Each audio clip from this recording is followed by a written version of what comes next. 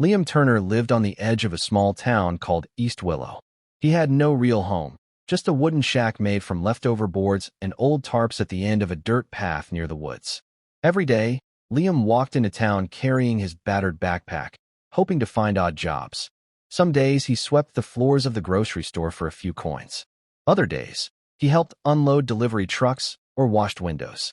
He never made much, but it was enough to buy a loaf of bread, a bottle of water, and sometimes a warm bowl of soup from the local diner. Liam didn't expect more from life. He had stopped dreaming years ago, ever since he had lost his parents and been left alone to survive. Despite his hardships, Liam was a kind soul.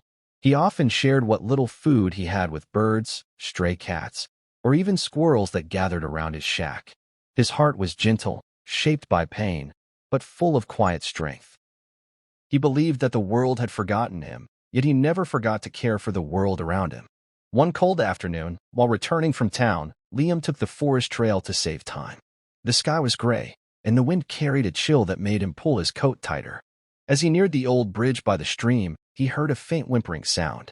At first, he thought it was his imagination, but the sound came again, soft, broken, and full of pain. He followed the sound and found a dog lying in the grass near the rocks. Its fur was dirty and matted, and its body looked thin and weak. One of its legs was twisted unnaturally, and its eyes were barely open. Liam knelt beside it, slowly reached out, and touched its head.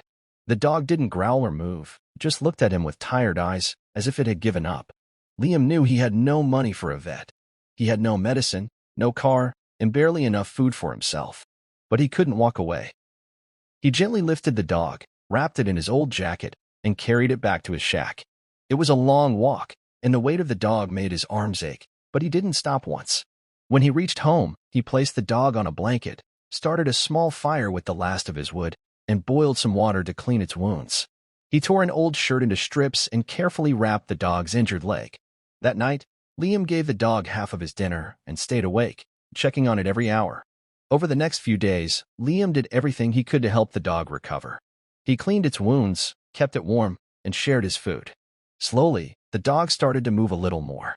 Its eyes became brighter, and it began to wag its tail weakly whenever Liam came close. Liam named him Rusty because of the reddish color under the dirt in his fur. Rusty became his silent companion, and even though Liam still struggled to make ends meet, he felt less alone. News of the poor man and the injured dog began to spread quietly through East Willow. A few people who saw Liam carrying Rusty in his arms spoke about it at the market. A kind woman from the bakery brought Liam a loaf of bread and a blanket. An old man at the post office gave him a small first aid kit. Little acts of kindness began to return to him, like ripples from a stone thrown in a pond.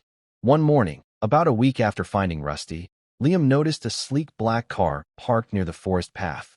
He thought nothing of it and continued his day, but when he returned that evening, he found a tall man in a dark coat standing near his shack.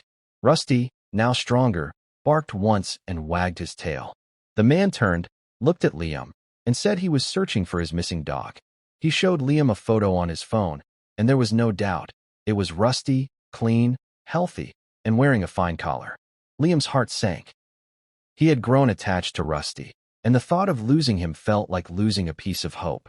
But he knew he couldn't keep what wasn't his. With a soft voice, he explained how he found the dog, the care he had given, and how much Rusty meant to him. The man listened silently, his eyes fixed on Liam's weathered face and rough hands. The man introduced himself as Julian Hart, a businessman from the city. He had been searching for Rusty for days. As he looked around the small shack and the simple way Liam lived, something in his expression changed. He didn't say much before getting back in his car, but as he drove away, he promised he would return. 3 days later, Liam was repairing an old fence for a neighbor when he heard the sound of an engine. The black car had returned, but this time it wasn't alone. A moving van followed behind, and workers began unloading boxes, food, clothes, and furniture. Julian stepped out, holding a folder in his hand. He smiled at Liam and handed him the papers. It was a job offer and a lease to a small house in town. He told Liam that anyone who could care so deeply, even with nothing to give, deserved a new chance at life. Liam didn't know what to say. He looked at Rusty, who barked joyfully, and then at the house and the papers. It was more than he had ever hoped for. For the first time in years, he felt seen, valued, and truly alive. Julian Hart's offer changed everything for Liam. He moved into the small house on the edge of East Willow the very next day. It wasn't big, but to Liam, it felt like a palace. The floors were clean, the walls freshly painted, and the kitchen had more space than his old shack ever had. There was even a soft bed with warm blankets, a working heater, and a tiny fenced yard where Rusty could run and play. For the first few days, Liam walked from room to room in disbelief, unsure if this was real or just a long dream. He kept waiting to wake up under his tarp roof with cold wind blowing through the cracks. But morning after morning, he opened his eyes to sunlight streaming through a real window, with the soft breathing of Rusty curled beside him. The job Julian had given him was at his animal shelter just outside the town limits. Liam's role was to clean the kennels, feed the dogs, walk them, and help care for the injured animals. It was hard work, but it was honest, and it gave him a deep sense of peace. Each dog reminded him of Rusty, and every act of kindness he gave them reminded him of what he had once done with nothing but an old blanket and his last bit of bread. The other workers at the shelter welcomed him warmly, surprised at how gentle and patient he was with even the most scared or aggressive animals. He never raised his voice, never got angry. Instead, he moved slowly and spoke softly, letting the animals come to him when they were ready. Many of the workers noticed that the dogs seemed to calm down around Liam, almost like they could sense his kind heart. In the evenings, Liam would sit on the porch of his new home with Rusty at his feet, watching the sun dip below the trees. He would sip hot tea and think about how much his life had changed. He still wore the same boots and coat he had in the woods, and he still kept the old backpack in the corner of his room as a reminder of where he had come from. He didn't want to forget those days. They were hard, but they had shaped him. They had taught him how to survive, how to be grateful, and how to care. And now, they reminded him to never take this new life for granted. Julian continued to visit now and then, checking in on Liam and the shelter. He never treated Liam like someone beneath him, never reminded him of how poor he had been. Instead, they talked about the animals, the work, and sometimes about life itself. Julian told Liam how he had grown up in a similar small town, how he had worked his way up from a garage mechanic to owning his own businesses. He said that finding Rusty had reminded him of the man he used to be before money and success had pulled him away from simpler things. Watching Liam with Rusty had sparked something in him, something that told him kindness still mattered more than anything else. Word about Liam's story began to spread beyond East Willow. A local newspaper picked it up after a volunteer at the shelter shared it online. Soon, reporters were visiting the shelter, wanting to interview Liam. He didn't like being in front of cameras, and his answers were short and humble, but his eyes told the real story. People were touched by his honesty, by the way he had chosen to help a dying dog even when he himself had nothing. Donations to the shelter increased. Volunteers started arriving from nearby towns. Some came just to meet Liam, to shake his hand or thank him for reminding them that goodness still existed. But not everything was perfect. With the attention came pressure. The shelter became busier, and some people questioned whether Liam, a man who had once lived in a shack, was fit to handle such responsibility. A few doubted his past, saying it was too good to be true. Rumors started to spread, silly things about him being a fraud or hiding something. Liam tried to ignore it, but he could feel the change. People who once smiled at him now stared a little too long or whispered when he passed. He stayed focused on the animals, reminding himself that he wasn't doing this for fame or praise. He was doing it because it was right. One night, after a long day of work, Liam found a letter on his doorstep. It wasn't signed, but the message inside was cruel. It said he didn't belong in that house, didn't deserve the job, and that everything would fall apart soon. Liam sat with the letter in his hand for a long time, feeling the old weight of doubt return. He remembered the cold nights in the woods, the hunger, the silence. He remembered thinking that no one would ever see him or care about him.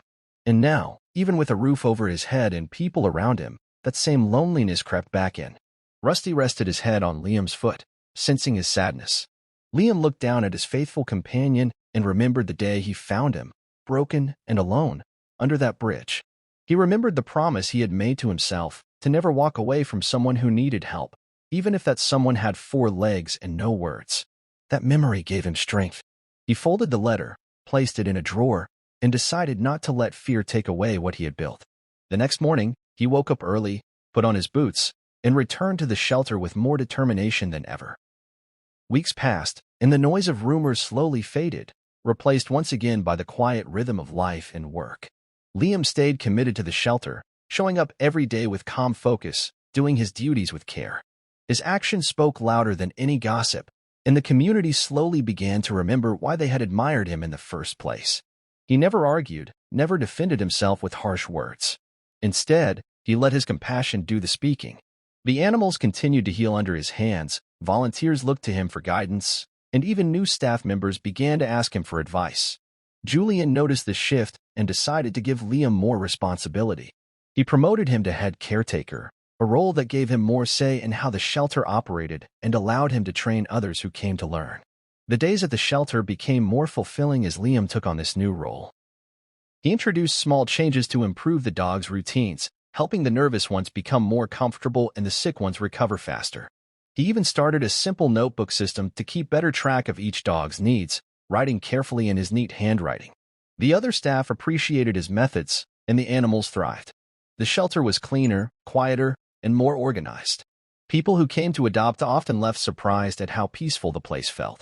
Liam always made sure they had time to meet the dogs properly, not rushed, so both the people and the pets could feel something real before going home together. Outside of work, Liam's life also began to change in subtle but meaningful ways. He joined a small reading group at the town library after a volunteer invited him. At first, he felt out of place sitting in a circle discussing books with people who had grown up very differently from him. But the stories reminded him of his own, and over time, he began to speak more, to share his thoughts. People listened with interest, and slowly, he felt a new kind of connection growing, one not based on charity or pity, but mutual respect. He even began to write short notes in a small journal, ideas and memories he wanted to keep. It was something he never thought he would do, but it gave him peace. Rusty stayed by his side through all of it, healthier now, his coat shiny and his eyes full of life. The bond between them had only grown stronger. Rusty became somewhat of a shelter mascot, greeting visitors with a wagging tail and following Liam from room to room. Children loved him, and he had a calming effect on the newer animals. People would often ask about him, and Liam would share the story of how they found each other. It always left a mark. The story was no longer just about a man who saved a dog. It had become something larger. A reminder that kindness, even from someone with nothing, could change everything. One day, a letter arrived in the mail, this time addressed properly and written in elegant handwriting. It was from a well-known animal welfare organization based in the capital city. They had heard of Liam's work and invited him to speak at an event about animal rescue and rehabilitation. The idea of speaking in front of a large audience terrified Liam, but Julian encouraged him to consider it. After a week of thinking, Liam agreed. He knew it wasn't about fame or attention. It was a chance to share what truly mattered. He prepared for days, writing and rewriting his thoughts until the words felt right. When the day arrived, he wore a simple button-down shirt, the same worn boots, and carried a small photo of Rusty tucked in his pocket. Standing at the podium, Liam felt the weight of eyes on him, but he focused on his reason for being there. He told them about that cold day in the forest, about carrying a dying dog wrapped in an old coat, and how that act of kindness had slowly given him back a life he never thought he'd have. He spoke about the power of compassion, not just for animals but for people too. His voice was steady, and when he finished, the room was silent for a moment before applause broke out. Some people stood, others wiped away tears. It wasn't a speech full of fancy words. It was honest, heartfelt, and real. And that was enough. When he returned to East Willow, the shelter had hung a small banner that read, "Welcome home, Liam." There was a celebration, simple but warm. Volunteers had baked treats, and one of the kids had drawn a crayon picture of Liam and Rusty with the words, "Thank you for caring." Liam smiled more that day than he had in years.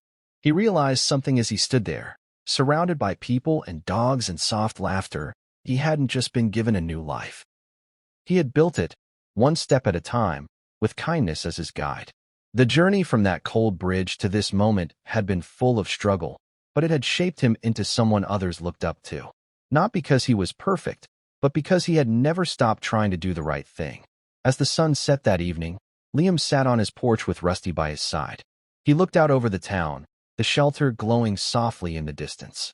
The same stars he used to see from under a tarp now watched over a man who had found not just shelter, but purpose.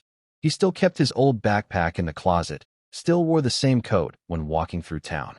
Not out of habit, but as a reminder that even the smallest acts, done with a full heart, could lead to something extraordinary. In the quiet of that golden hour, Liam whispered a silent thank you.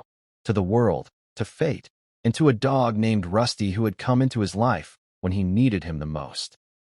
And somewhere in that silence, it felt like the world whispered back, saying it had never forgotten him. Not really. It had just been waiting for the right moment to lead him home.